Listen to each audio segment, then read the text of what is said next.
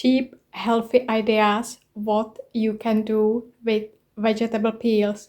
How can vegetable peels save you money, nourish your body and soul? Let me show you what can be done from this. Fancy healthy fritters, voila! Our vegetable peels, chickpea flour, and the seasoning made from, you guessed it, vegetable peels. Let's make lovely mash from sweet potatoes and sweet, and I'm gonna season it with vegetable peels which I made earlier this year.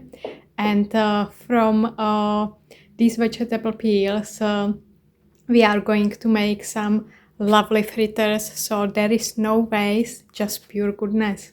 It's nicely combined with chickpea flour now, ready for frying.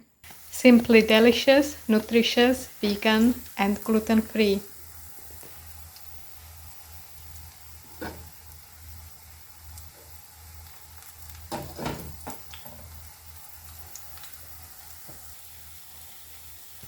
And there you have it. Nourishes, nutritious and budget-friendly. So we've got sweet potatoes and sweet mash with fritters from their peels with chickpea flour and some lovely sprouts from kale. There you have it.